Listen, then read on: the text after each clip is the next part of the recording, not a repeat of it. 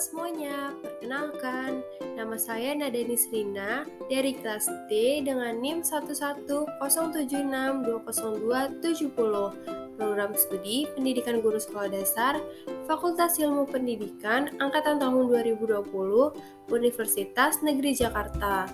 Pada kesempatan kali ini, saya ingin menjelaskan infografis yang telah saya buat. Di sini saya menjelaskan mengenai kurikulum 1994, revisi kurikulum 1984. Silakan disimak baik-baik ya teman-teman.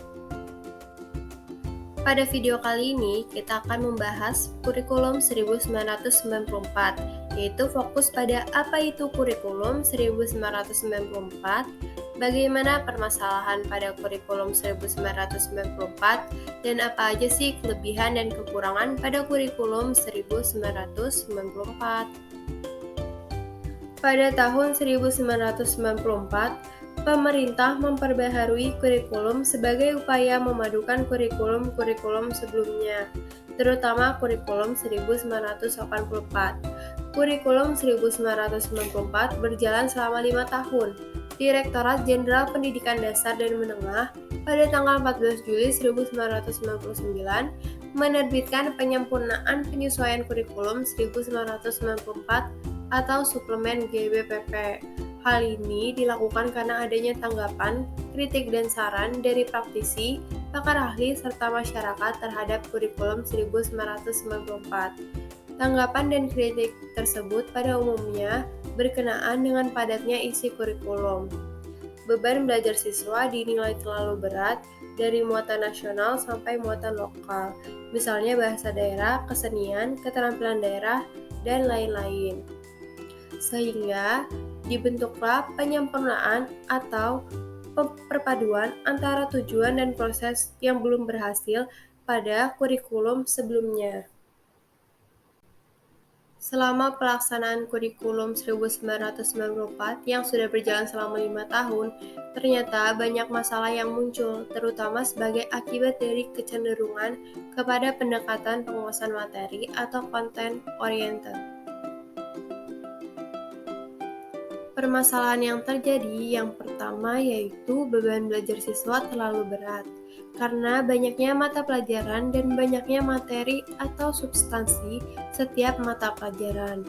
Yang kedua, materi pelajaran dianggap terlalu sukar karena kurang relevan dengan tingkat perkembangan berpikir siswa, dan kurang bermakna karena kurang terkait dengan aplikasi kehidupan sehari-hari. Yang ketiga, proses pembelajaran bersifat klasikal dengan tujuan menguasai materi pelajaran.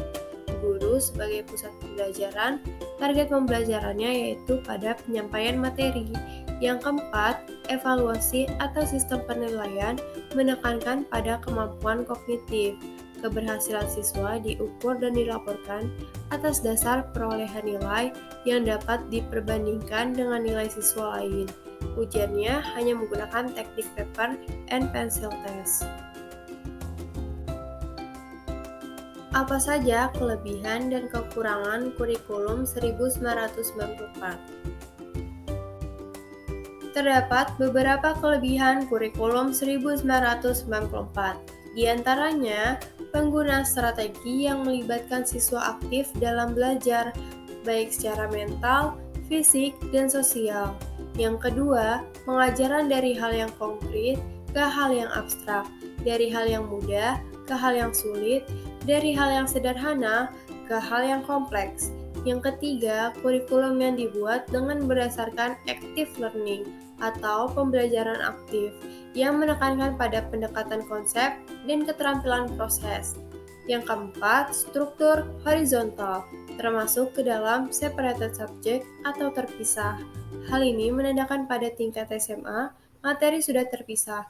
Contohnya materi IPA dipecah menjadi fisika, biologi, dan kimia. Yang kelima, pelaksanaan kurikulum di sekolah yang merupakan sistem caturwulan.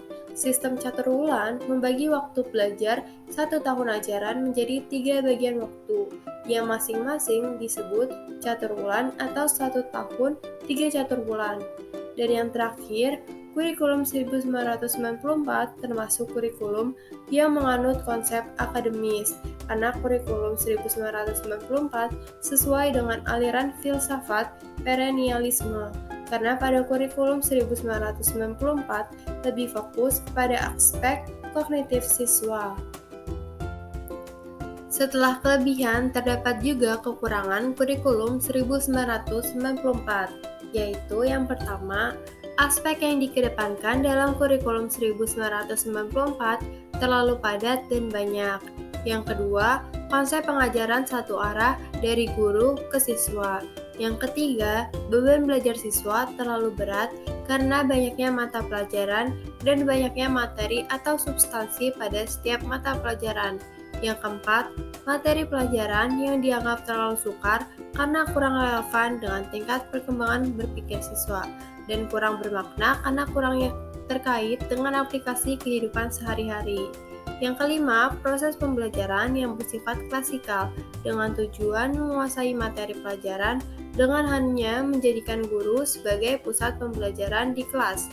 Yang keenam, metode yang digunakan untuk mengajar oleh guru di kelas cenderung monoton, yaitu hanya menggunakan metode ceramah saja dan tidak menggunakan metode lainnya. Yang ketujuh, guru mengajarkan hanya mengejar target berupa materi pelajaran yang harus dikuasai oleh siswa. Selanjutnya, pemerintah pusat lebih mendominasi materi pembelajaran dengan muatan kurikulum nasional sebanyak 80%, sedangkan pihak daerah yang pada hakikatnya mengetahui keadaan, kebutuhan, dan potensi wilayahnya hanya mendapatkan kesempatan 20%, dan yang terakhir, materi yang diberikan terkesan overload, sehingga yang terjadi pengulangan materi. Hal ini juga menyebabkan pemborosan waktu, tenaga, dan pikiran, namun juga kebosanan atau kejenuhan pada diri siswa. Sekian pembahasan dari infografis mengenai Kurikulum 1994, revisi Kurikulum 1984. Terima kasih yang sudah menonton. Wassalamualaikum warahmatullahi wabarakatuh.